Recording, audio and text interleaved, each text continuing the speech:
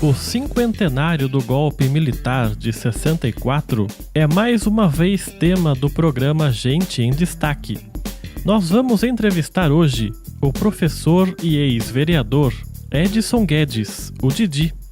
Ele teve intensa vida política nos anos 60 e 70 e atuou contra o regime de exceção que dominou o Brasil durante mais de 20 anos. Pertenceu ao antigo Movimento Democrático Brasileiro, o MDB, e foi candidato a prefeito de Jacareí em 68, aos 21 anos, meses antes de estourar o ato institucional número 5. Na cidade de Jacareí, foi sucessivamente eleito vereador e exerceu o último mandato entre 97 e 2001. Presidiu a Câmara nos 2 derradeiros anos. Hoje, aos 67 anos, deixou de lado a vida pública e se dedica à família, especialmente aos netos. Na entrevista, gravada nos estúdios da TV Câmara Jacareí, ele começa falando sobre a efeméride de meio século.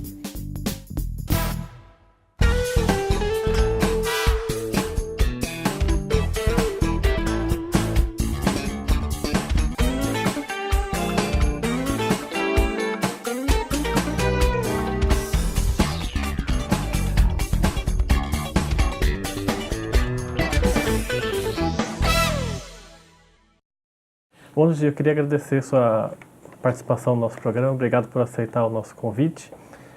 Nesses 50 anos do chamado golpe de 64, na sua visão, ele deixou algum tipo de herança para o país? E se deixou, que tipo de herança foi? Bom dia, é um prazer, eu que me sinto muito bem com esse convite, que aconteceu no FEMPO, né? E nos conhecemos lá e você fez esse convite, eu me senti muito lisonjado. É realmente o golpe, na verdade toda a história deixa um legado, né? Pode ser positivo ou negativo, mas tem que deixar. São os fatos que constroem e constituem a nossa história. A Revolução de 64, ou o golpe militar de 64, aí os historiadores, cada um tem uma maneira de abordar, mas quando ele acontece, ele foi fruto de toda uma série de coisas que vinham se passando.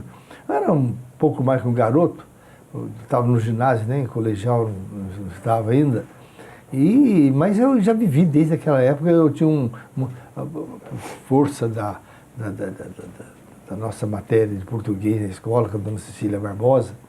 Nós tínhamos aula de jornal e toda semana nós tínhamos que apresentar as nossas visões, os nossos entendimentos sobre diversos assuntos. Um deles era a política nacional.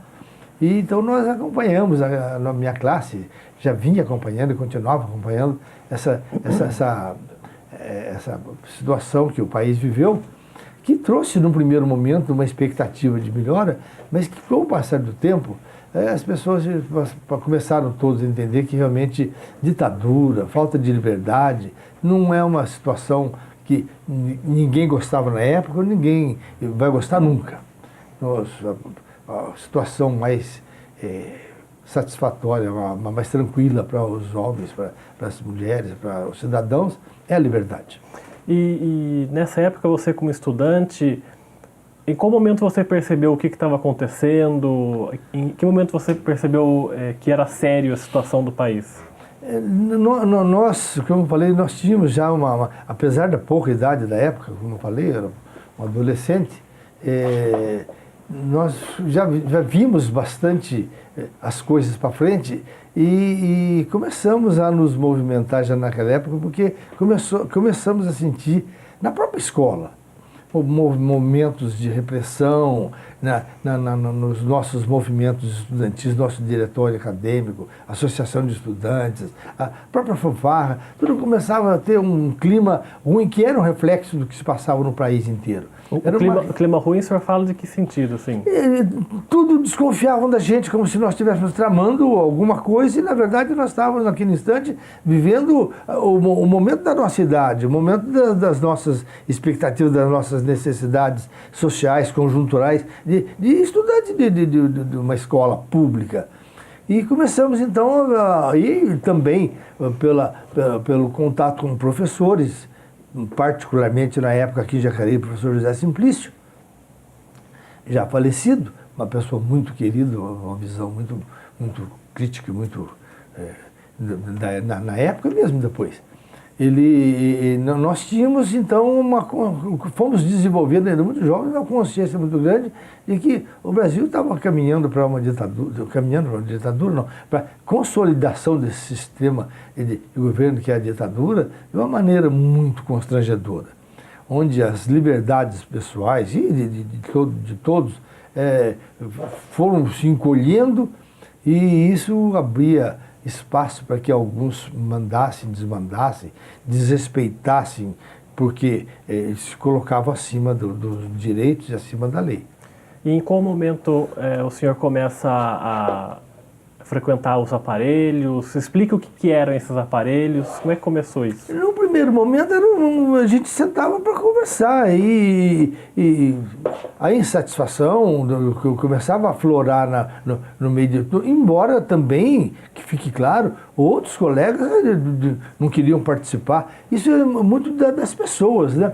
Ou pela formação, ou pela influência de pais ou de parentes, ou pela circunstância que as coisas aconteciam, como hoje.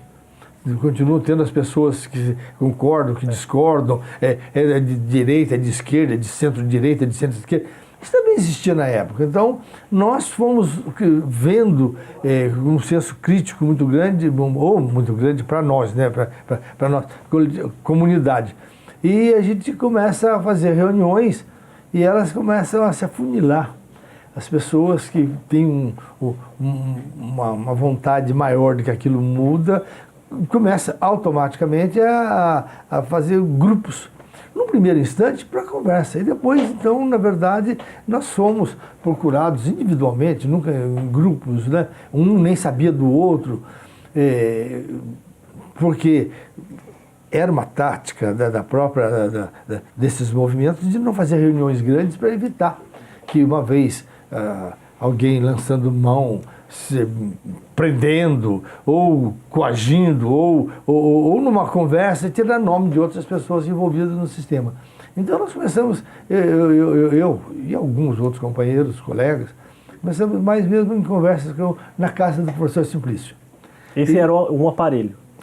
Não diria que seria um aparelho ainda, você entende? Era um momento de reflexão, de conscientização, e os aparelhos, essas reuniões de grupos menores eram feitas em locais variados e com grupos pequenos de pessoas, e sempre alguém de fora que a gente não conhecia. E o senhor tinha algum outro nome também, chamados nomes de guerra? Não, eu particularmente, no nosso grupo, não, mas eu tive companheiros de grupo, porque a gente não sabia mesmo quem que escolhia, quem que chamava. Chegaram a participar de roubo a armas aqui em Caçapava, você entende?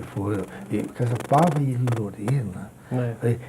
Companheiros que tiveram, nós tivemos conhecimento já depois, movimentos dentro do CTA em São José dos Campos. Eu não tive, não fui, não me chamaram, ou se chamasse não sei como reagiria, porque o envolvimento acaba sendo mais de cada um, da maneira que cada um se posiciona. E o seu envolvimento se dava de que forma? O senhor participava de qual atividade, por exemplo? Não, nós nos reunimos para troca de ideias. Era só uma coisa mais incipiente, mais, vou chamar de mais light, eu não sei, porque, como eu falei, teve um companheiro nosso que participava de reuniões com a gente, e tem um companheiro que morreu.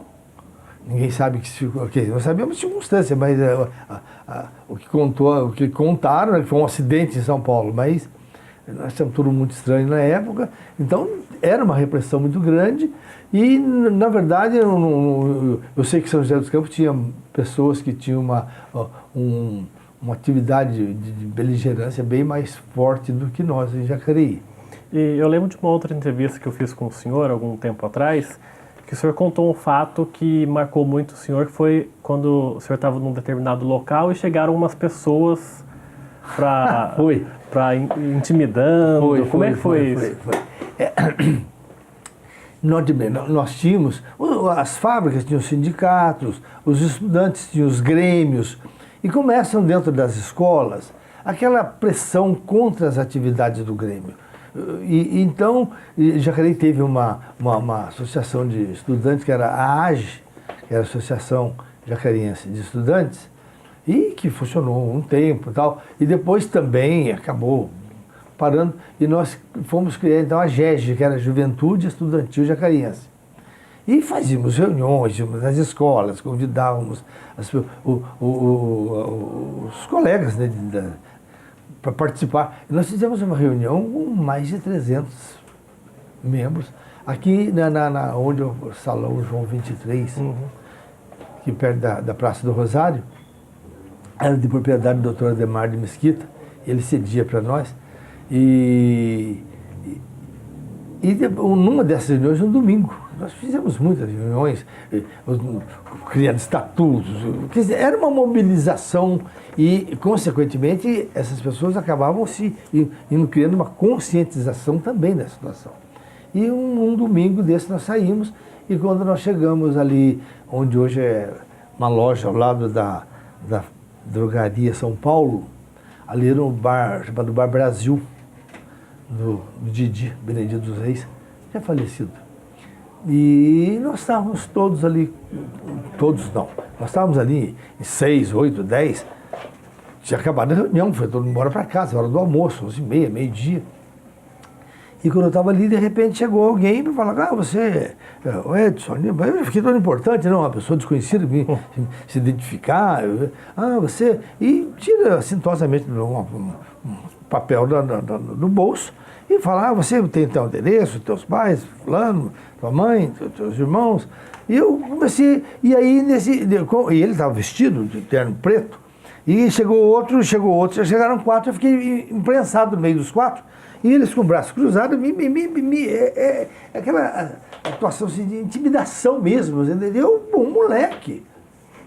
E aí me falaram, você larga a mão disso, porque isso não leva a nada. Eu falei, não, mas a nossa ideia é fazermos... Não, você larga a mão disso, de repente acontece um acidente com você, com alguém, e não sabe por que aconteceu isso. E os outros companheiros que vieram, todo mundo arregalado desse tamanho, morrendo de medo, e nós todos. É uma intimidação, no caso, foi até quase que física, porque me senti agredido ali no meio dos 4. E a consequência disso é que o movimento esfriou bastante, ou seja, diminuiu muito a quantidade, mas os que ficaram foram os que continuaram andando para frente. Andando para frente, porque vendo que realmente a seriedade das coisas. Durante a Revolução, eu tenho amigos que hoje ainda defendem a Revolução. Eu respeito o direito deles pensarem assim. Mas durante a Revolução, ou durante a ditadura, melhor, a Revolução, durante a ditadura, nós vivemos uma ditadura, literalmente. Não só as liberdades, a imprensa, a liberdade, tudo muito ruim. A roubalheira era muito grande. Eu até tenho uma visão histórica, né, que quando tem a Revolução, quando tem o golpe e se implanta a ditadura, e o presidente era o Castelo Branco, general Castelo Branco, Humberto de Alencar Castelo Branco, e ele pega e na época tinha aquele entendimento que ele falou, que ia devolver o poder para a classe política. Pouco tempo e depois ia devolver. Eles, militares, não estariam. E de repente, com 3 anos de mandato, ele passa o mandato para o Costa e Silva e morre no acidente. Se o presidente morre num acidente, absolutamente estranho e até hoje mal explicado, então as pessoas sabiam que quando estavam se posicionando contra eles, a situação era de morte mesmo. Muita gente morreu e sumiu. Então, eu, quando vejo algumas pessoas defendendo a Revolução, na verdade não sabem o que é a falta da liberdade. De todos os bens que nós temos, a liberdade é maior. Então, a gente costuma falar que a democracia não é um sistema perfeito, mas é o melhor que tem. A ditadura é o que há de pior, a roubalheira era muito grande, proibido investigar. Os relatórios fazia quem tinha que fazer, passava pela mão dos auditores, muda isso, quer dizer, era de acordo com a conveniência, qualquer situação que acontecesse. E reclamar, proibido. E a época mais rígida dessa época da ditadura foi em meados dos anos 70, principalmente depois do assassinato do Herzog, ou teve uma outra época similar a essa rigidez? Não. Nos estados e nas cidades existiam grupos antagônicos dentro do mesmo partido. Então criaram as sublegendas, que eram o mesmo partido poder ter 3 candidatos.